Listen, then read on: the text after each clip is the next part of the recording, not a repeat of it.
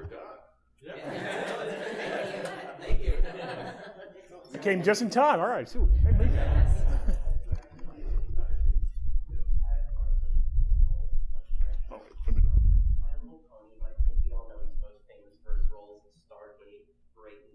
Battlestar Galactica. The original Battlestar Galactica. So anyway, everyone, John DeLancie. Welcome. So how are we going to do this? It's usually pretty casual, just, people ask out and Ask banter away. back and forth. Can you tell us anything about your upcoming season 5 episode? Oh, I said before, it has a lot to do with a glue factory and hoof and mouth disease.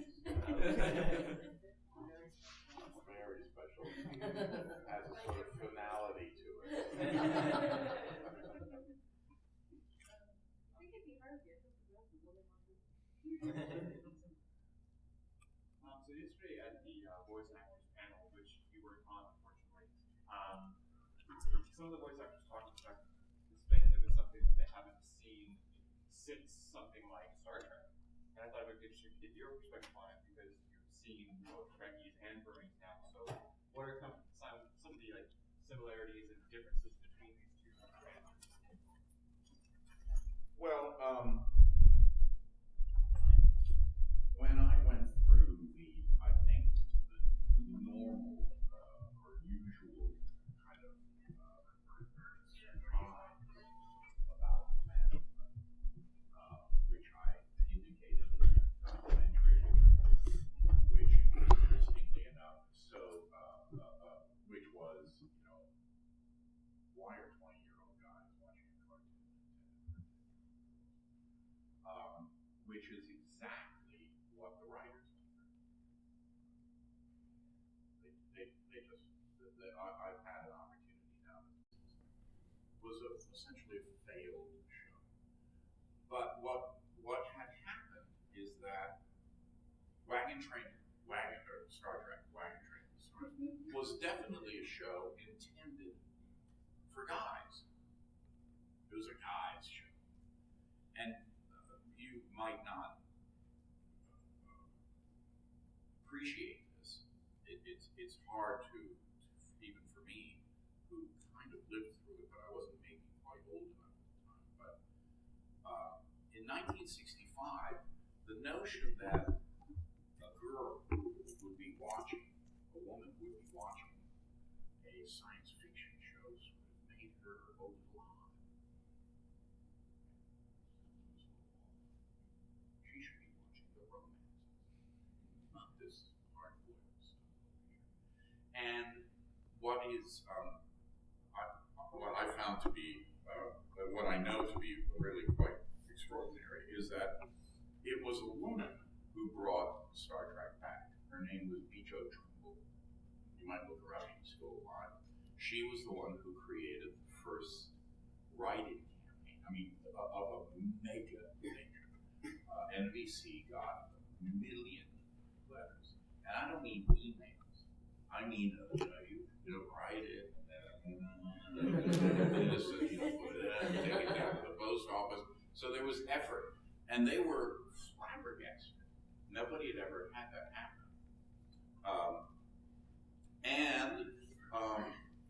So I just thought, wow, there seems to be, it's guys who are watching a show intended for little girls, but they have extrapolated from that something which is which is nobody anticipated, and they have created something else over here and used it sort of as a tent under which they can come and find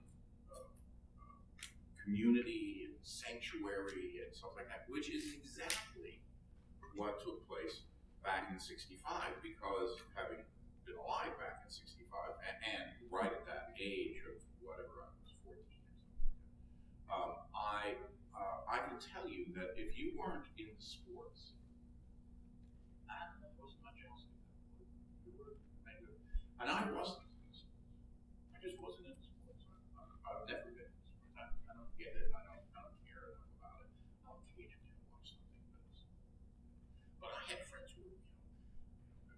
knew all the stats. They would know. And I thought, like that. But I was into science fiction. And I went to all the movies, and I had my, my monster makeup kits and all that type of stuff, which was considered a little strange.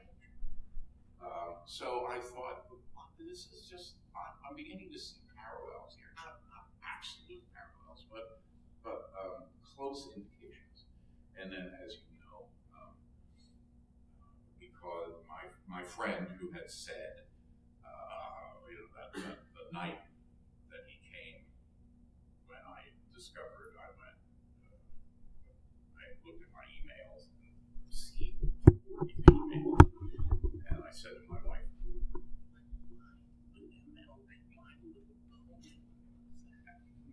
she goes, well, it's an animation that you voiced, and it's a cartoon for little girls. And I said, well, these are not little girls.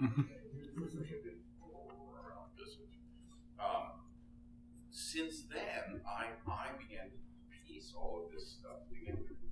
And that's when my friend who had said, let's do a documentary, this is now moving into the documentary, let's do a documentary. And once I had made contact and had met some brothers and had begun to understand a little bit about what was going on, he threw into the thing this, the typical kind of conservative, politically mean-spirited type of stuff that goes on in our country way too much. And then I went, okay, we're because surely the people, the Star Trek people, the women back in '65 needed a little bit of cover, and the guys in whatever it was, 10. might benefit from some cover here, where at least we could do a documentary that shows who they are before other people begin to identify them, because that's what's beginning to move really quickly. Very long-winded answer. What are some of the differences in the conventions, I guess? I guess Star Trek, you do a lot of Comic-Con and stuff. And then there's the Bronycon. The differences in the convention is again, I'm going to go back to the things. The first conventions for Star Trek were in people's living rooms. And when I spoke to the people who ran Bronycon back 3 or 4 years ago, I said, listen, I'd like to come and film, but I don't know how many people what was your first convention? Well, we had 50 people at a restaurant. We moved from, my living to 50 people at a restaurant. Our next time was we had 350 people in a hotel. And we're hoping that if you come, we'll get maybe 700. So, well, okay. It was like 4,000. It was 4,000 because I remember saying, well, what if I and Lauren Faust and Sarah Strong came?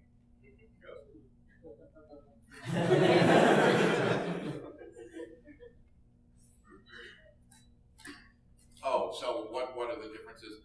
The differences are that those early conventions, for many years, were a little like this.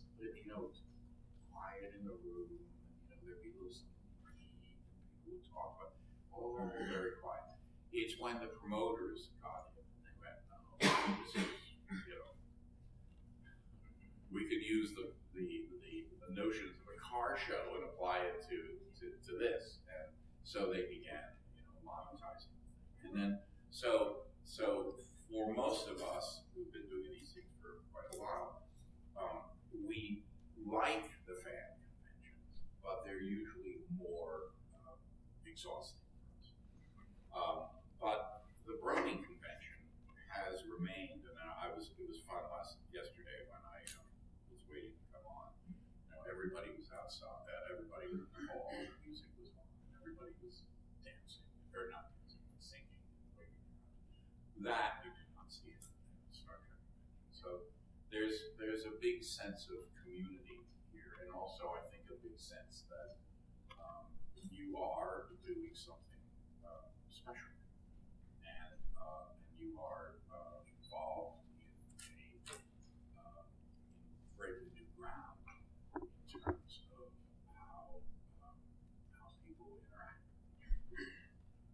And it really, it's again the whole issue of don't judge a book by its cover. I love that. I keep on. I love that kid in the documentary who showed his fingernails. And for a lot of America, they would recoil at that. And I love that zone because you have to go, no, you have to get past your, immediate right off the, to get past all that and understand that the world is much more complicated and not as simple as these little reactors make. But we're going into a presidential campaign, so you can imagine we're all going to go back to Neanderthal. Did you watch the debate the other night? I did. What you think? How does it pertain to the public? This is what I think, actually, that those guys are not on your side. That's what I think. That's very, I usually say the public. I just say it looks like a bunch of animals. Yeah. And you vote. And if you want to have some sort of influence on the type of world you live in, I found it. I mean, there were 2 or 3 guys up there who I thought, they're legit. And the rest of them, I just went, things that, and it's sad to me because I don't think that they're stupid or ignorant. I think that they're willfully deceptive. They're just things that are said. You just kind of go, that's not true. They need to appeal to their base. What's that? They need to appeal to their. They're needing to appeal to their base, and which oftentimes are not known for critical thinking. How's that my mile pony though? I just said 5 mile pony. Well, I mean, I thought that they're not on your side. Oh, okay. Yeah, that's how it applies. Okay. They're not going to understand, and they might want to shut you down. Tying in a little bit to that, my big joke after the debate is there was a movie called Idiocracy that came out several years ago. Right. And Welcome to Costco. now I see that my joke was, it's getting closer and closer to a documentary. Now it doesn't feel so much like a joke anymore. But yet, you just made a comment that they're not on your side. That it's kind of a negative flow from certain individuals in that area. But yet, you see My Little Pony with such a positive vibe coming from that. Does it sometimes get into your head when you see negativity and you think, the Bronies and the My Little Pony, does it kind of spur you on to be the change you want to see in the world, and knowing that you have all this free time? I'm not quite understanding the question. Sorry. With what you do with My Little Pony is seeing, all the Bronies and the positive vibes that are coming out of this fandom and the show itself. When you see negativity, do you kind of just touch base with, the Bronies and the positivity that you see in My Little Pony and Brony community, and decide, what, I'm going to be a little bit better, try to, be, affect more positive change, even if it's just saying stuff like, they're not understanding. Well, that's what I was just going to say. I mean, I'm moving into territory here, which is not usually what one moves into, and I'm doing it a little sort of on thin ice, feeling a little on thin ice, because I also feel that everybody has a right to have their own opinions about these things. But I was asked straight on what I thought. And I was asked straight on in context of My Little Pony, and in context of this, and in context of a lot of things that have that where the world of bronies lives. Okay, and I don't see a lot of live and let live. I didn't see it, but very much of that in that debate last night. And also, I don't see very much just what the reality is, as opposed to a constant attempt to change or impose somebody else's reality on the situation.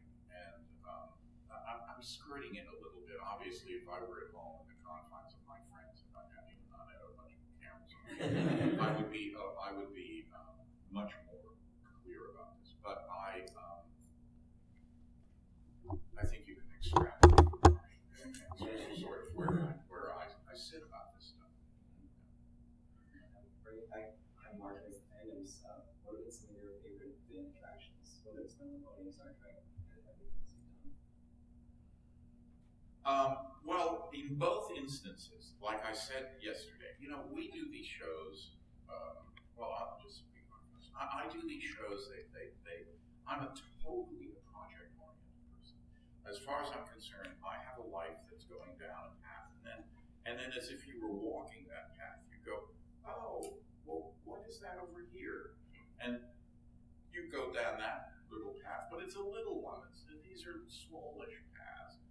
You go and smell the flowers here, or you go a little bit further, and visit the brook over there, which is a metaphor for how long a project lasts for me. But I'm still always sort of moving down my path. I'm sorry, repeat your question. I knew I was onto something, but I just forgot what it was. It's still early. What have been some of your favorite fan attractions? So for me, the shows represent just a little bit of these jump offs from this path. What I have now more of in terms of these shows is the experience of fans, far more than I do of the show itself. Far more. For My Little Pony, it takes me. I live in that world for maybe 4 hours per episode. A couple of hours to do it, a couple of hours to record. But it's here that I live in the world much more fully and much further. People are still talking to me about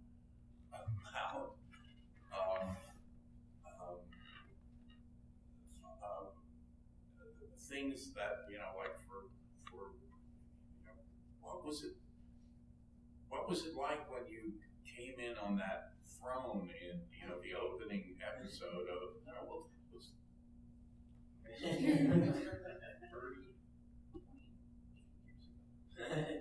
So I relive those things through that, but it's mostly with the fans that I have a real connection. And then there have been so many experiences, and for the most part, they've all been really good. None of them have been bad. Some of them have been like, oh my god, I just want to end pretty quickly. But for the most part, they've been really good. So somebody over here.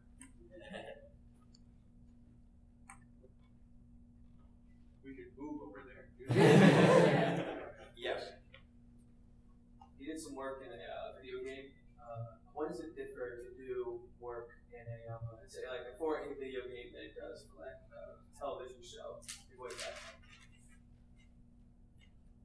Well, one is your face is on. You mean? No. You did voice acting. Yeah, you did your voice acting for My Little Pony, and then you did your voice acting for I think Assassin's Creed. Was it like, was there any like really big differences in how you would record your lines, or what kind of direction you take it, or is it pretty much just standard stuff? Like, It's sort of standard. Assassin's Creed was a little more complicated because they put a helmet on you. Yeah, with a very intrusive, very bright series of LEDs. And so they are filming you as you're saying the lines, so that they can apply that to the. were you not a fan? What's that? Were you not a fan? No, I actually of that technique, because at the end of those sessions, you would walk out and people say, "Oh, that's good," yeah. And as you're walking out, they're handing you a glass of water and a bottle of Advil. And she said, "Do you want some?" I said, "Yeah." She goes, "I know, everybody feels the same way."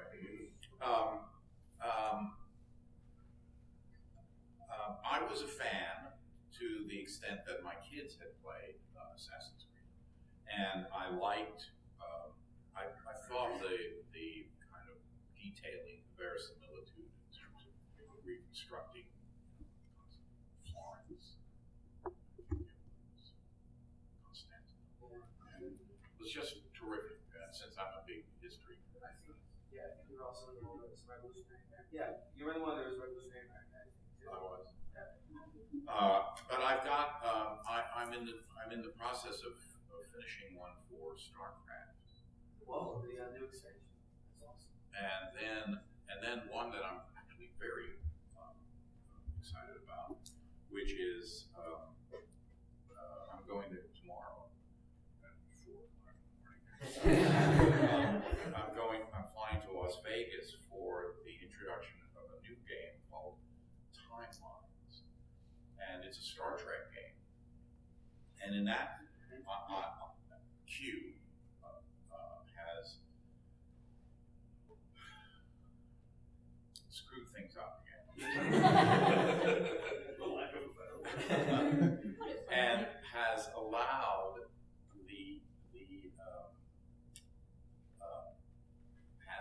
the player who comes in as a captain of a ship, has allowed the player the opportunity to pick any and all characters that have been in the entire campaign to create their dream teams that go off and do something.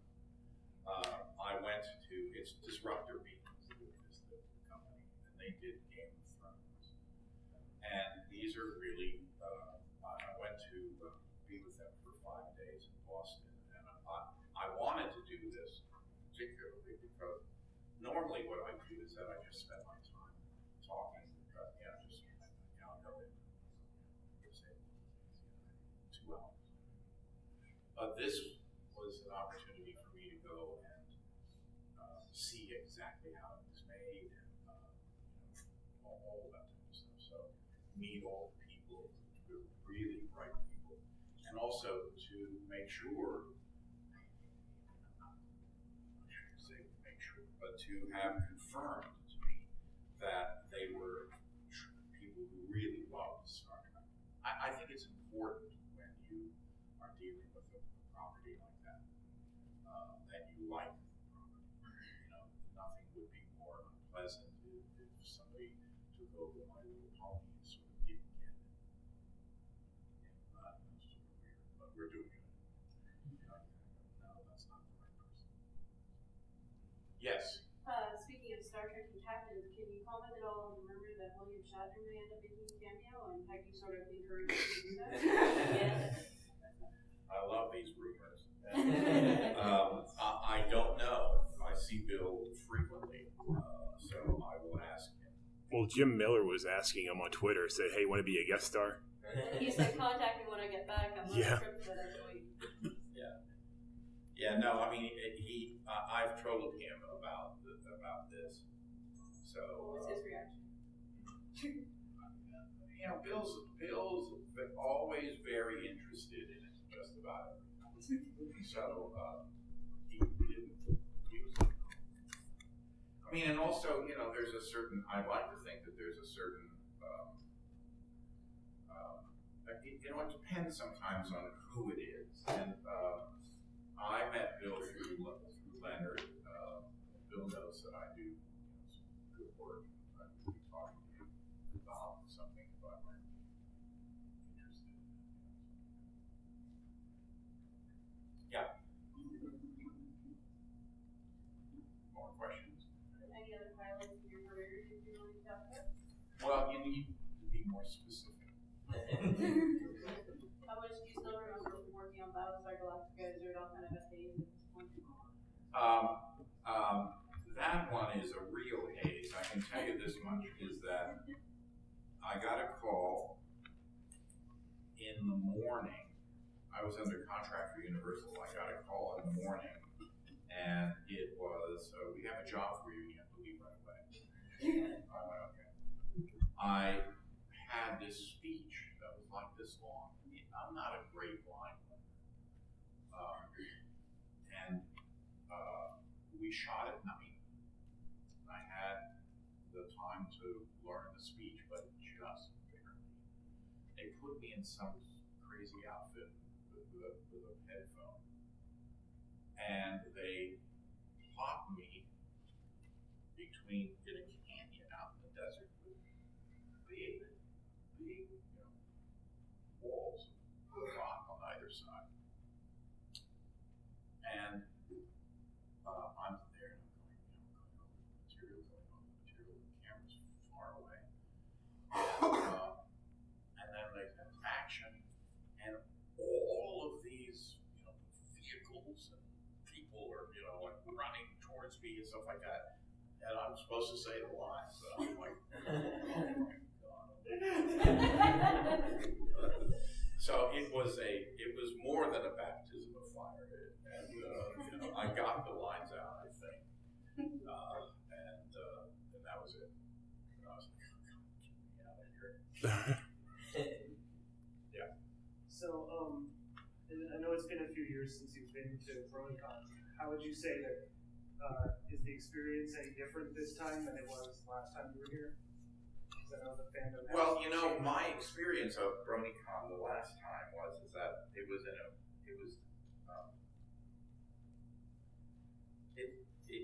it's become more organized. There's no question about it. And I haven't really seen it. I mean, I was here yesterday. What was it? I got in at 9:30. There was the opening thing. I then went immediately to a talk, I guess. Then from there, I went to the Make-A-Wish event. Then I went downstairs at 1 o'clock, and I signed until 7. Then I'm like, so we're into more of the one on the one in New York was just sort of coming together, and everything was together. It was more cacophonous.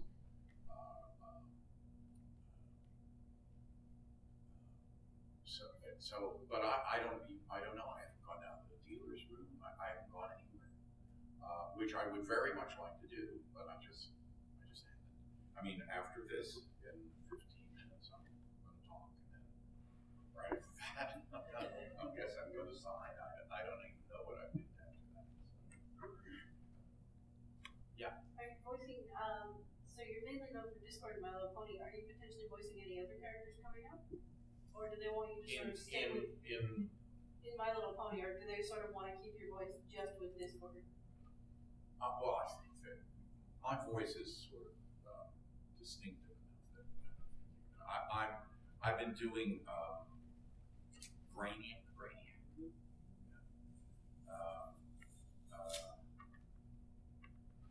I think I'm going to be doing some more work for Blizzard. We don't, or at least I don't, tend to know these things in advance. They come from the future.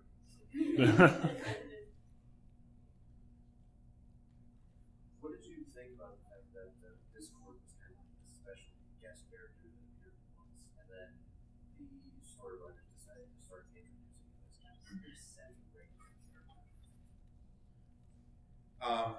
So what did I think about the fact that it happened once and it becomes semi-regular? You know, I've had that happen now a number of times in my career. The first time actually was for soap opera. I had been asked to do soap opera. I had never seen a soap opera. I had just finished a year up in the theater up in Seattle. I came down and I had a soap opera. A friend of mine who I had known from Universal days, who was the producer at Universal, was now over at this soap, and she just gave me the job.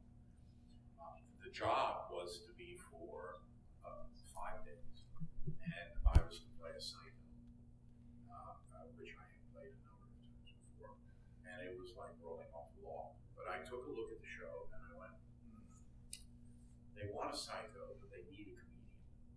That's what the show needs. So I did that, and at the end of the 5 days, they came out as I was getting into the car and they said, we're going to be bringing you back. So that was my first experience. And it was I created a very popular character that people still talk about. Then the next one was Star Trek. So that was there was another one in there. So I've had a little bit of that experience, and it's fun. I mean, in this case, I did not look at the show beforehand, and it really came. I mean, I know you're going to find this as a surprise because it seemed to be obvious to everybody but me, is that I wasn't thinking about Q at all. I never did. You know, it would be as if I, just shot a show and I'm doing it like this. I don't think that way. There's a certain rhythm, a certain vibration that every material always has,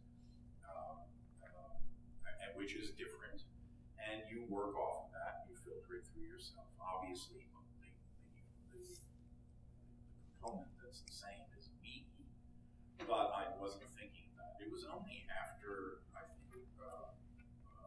Lauren said, well, you're here because I was pitching the show, and that they didn't quite understand the character, and I said, well, like Q on Star Trek.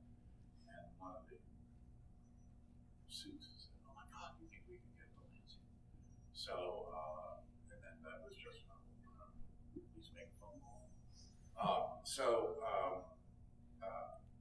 that doesn't, so in any case, I'm delighted. And I'm delighted to have been on something that is as socially or culturally relevant as Star Trek. I mean, Star Trek is sort of the touchstone of how a show can change the world. I can't tell you how many times I've had people say to me, it's because of you that I'm in NASA. Your show. Well, it's fun now to be in a show that means so much to so many people. And I remember at the beginning saying, well, I'm going to do a documentary on brownies. Brownies? You mean brown? You mean brown? No, brownies. That'd be a good documentary, though. Brownies. The brownie documentary? A brownie documentary. You can narrate it. It's perfect. It's just a cooking show. Classic. But now people really know what, they know what you're talking about. Oh, so it's, yeah. Are you planning on changing the future? Are you planning on changing the world in the future? Am I planning on changing what? Maybe the world again? Again, yes. Yes, right. Any last, quick 30-second questions because we need to wrap up. Yes. So what made you change your mind about using Twitter again? I'm curious. The people for the game asked me to involve myself. And I went, I haven't quite yet understood the concept. I keep on thinking I'm talking to one person. You know, somebody writes me and I respond. Not keep on speaking. You understand? You're talking to everybody. So, yeah, people in the back. Okay. Yeah. My question to you would be, for several years now, you've been, answering questions from the community, often the same question multiple times. So my question to you is, do you have any questions that you would like to ask us as a community that maybe no one's ever asked you before? Well, how long, if the show is not husbanded with by the people who make it, I don't mean literally, but the company, will this continue? I'd say 3-4 years maybe. Even if it's just a case of enjoying the nostalgia of the early stuff, I don't think it'll ever be completed again. I think that if Star Trek can have such a lasting presence, how many episodes did the original Star Trek have? 79, I think. 73. Firefly just 7 seasons, and they still got it. So I think there's a lot of parallels that we can see. Yeah, it's going to be around. That is my bad taste in the mouth. Right, that is my feeling as well. I think that there's enough material out there, and also there is enough original material out there. And what I find to be really fascinating and encouraging about this community, when I try to explain it to people who really don't understand, I say, listen, this didn't happen when we were kids because we did not have these resources. But just imagine the kid who might be just sort of quiet there, who goes upstairs, flips on the computer, and's got 2 or 3 screens going, and is talking on Skype to people in Singapore, and Berlin, and stuff like that, who's looking at original material and saying, gee, I could do this with new songs, and I could do this with, reanimate this in a certain way, and what have you. This is a very creative and very outreach, a worldwide. I just hope you continue on. I mean, my sense is that after that the seed was planted, I'm happy that I was involved early-ish on where the watering was taking place. But I see now that the tree is really growing. And that while there might be a lot of the originals, I think, matter of fact, I'm afraid to say that most of the original people who were involved are no longer there. There's still some. But, this is the same story that happens everywhere. At first it's, I don't know, it's a little something over here, below our radar. And then all of a sudden, the monolith turns and goes, and that can be a wilting experience, if not a death one. But I think that the tree can withstand a lot here, and I love the feeling of what it represents. And so, in the same way that I say, well, these people are not going to be on your side, going back to the political statement, there's also such a thing as being your own parent, and just going, what? We don't need a constant new supply. We can keep this going and create our own. I think that's all the time we have. We get to another event. So, thank you, everyone. Okay.